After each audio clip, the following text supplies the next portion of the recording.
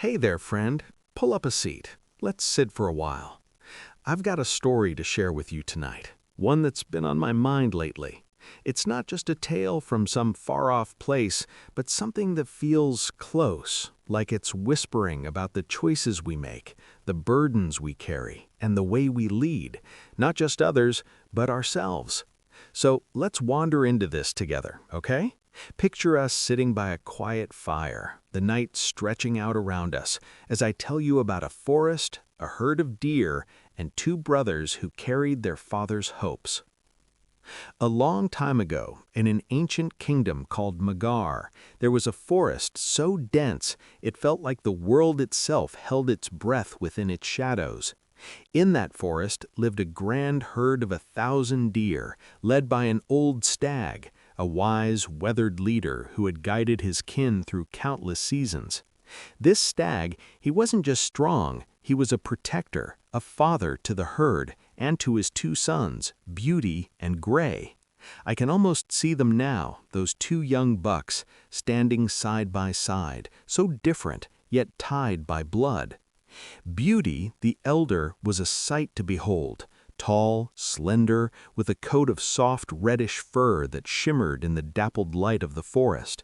His eyes were sharp, always watching, always thinking. Gray, though, was different, just as tall, with wide, curious eyes, but his fur was a muted gray, like the mist before dawn. He carried a restlessness in him, a need to move, to rush, that Beauty never seemed to share. They grew up under their father's steady gaze, learning the ways of the herd, until the day came when the old stag knew he couldn't carry the weight anymore. I can imagine him calling them to his side, his voice rough with age, but warm with trust. "My sons," he said, "I've grown old. My legs aren't what they used to be, and this herd needs strong hearts to keep it safe. It's time for you to step up. Each of you will lead half of our kin, 500 souls apiece. Guard them with your lives." And just like that, the mantle passed. Beauty and Gray, they nodded, each feeling the weight of it in their own way.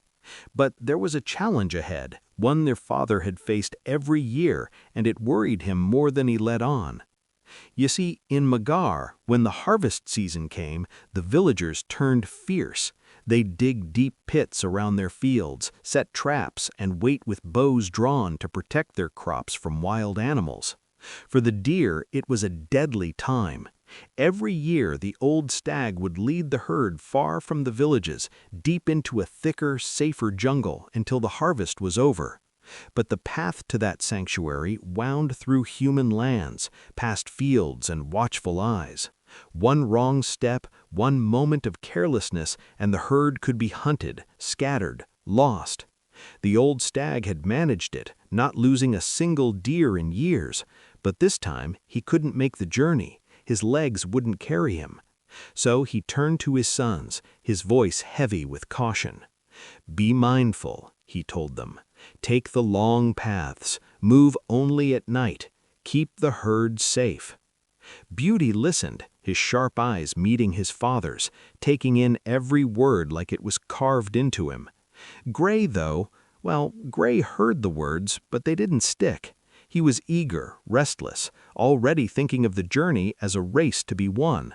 And so when the time came, Gray gathered his 500 deer and set off as the sun dipped low. He didn't wait for midnight like his father advised.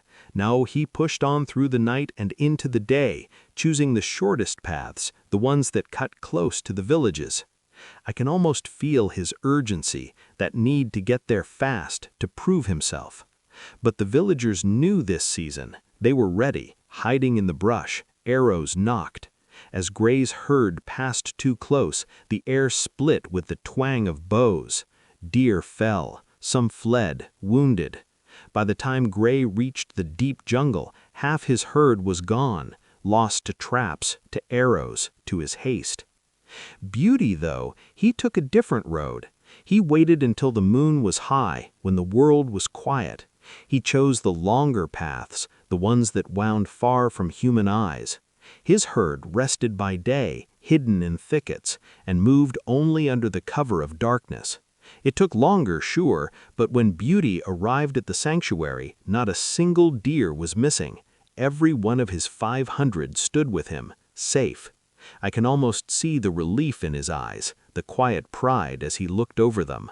When the harvest ended, it was time to return.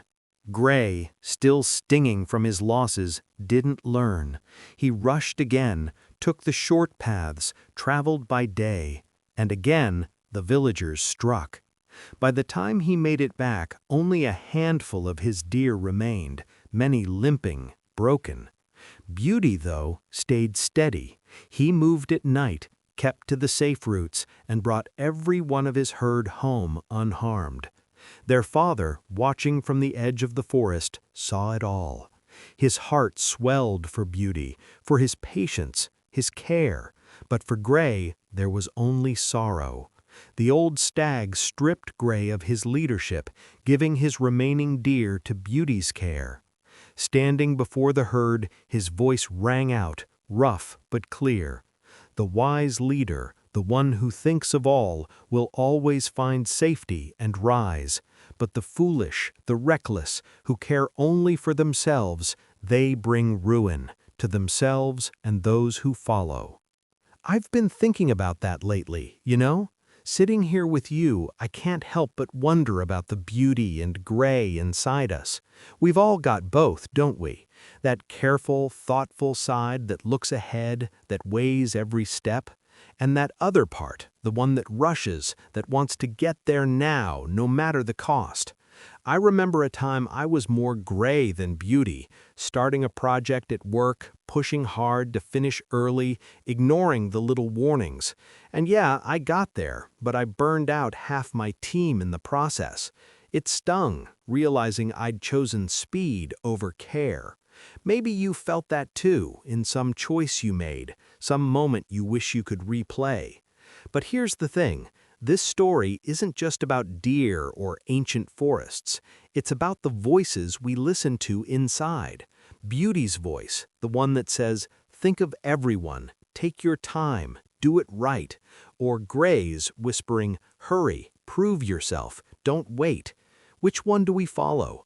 I think leadership, whether it's leading a herd, a family, or just ourselves, starts there, in that quiet choice.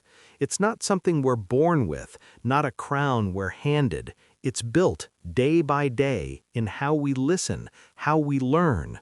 I'm not saying I've got it figured out. Some days I still hear gray louder than beauty, but sitting here with you, I'm reminded that we can choose. We can take the longer path, the one that keeps everyone safe, even if it's harder, even if it takes more time. Because at the end of it, it's not just about reaching the destination, it's about who's still with us when we get there. So friend, let's sit with that for a moment.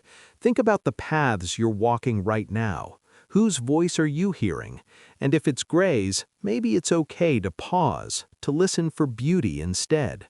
I'm right here with you, figuring it out too. Let's keep walking, together, under this quiet night sky, taking the long way if we need to, because sometimes that's the only way home.